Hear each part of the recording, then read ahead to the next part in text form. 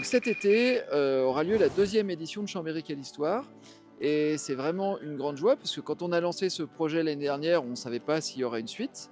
Et en fait, on a été complet l'année dernière tous les soirs. Donc on a décidé de refaire ce spectacle cette année avec quelques évolutions avant d'en faire un tout nouveau l'année prochaine. Donc cette année, une nouvelle scène qui mettra à l'honneur le théâtre de Chambéry, puisque nous fêtons les 200 ans de la création du théâtre. L'auteur Yves Vigère a créé un nouveau texte qui met en scène le peuple et les aristocrates. Du plaisir.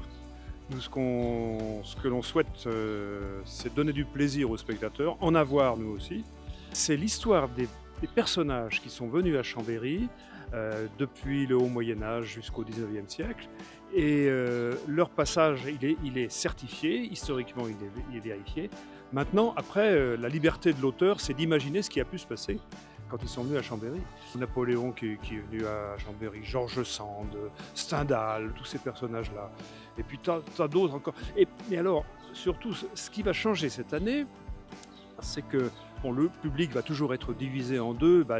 Les rouges, les rouges c'est le peuple, et puis les verts qui sont plutôt les nobles.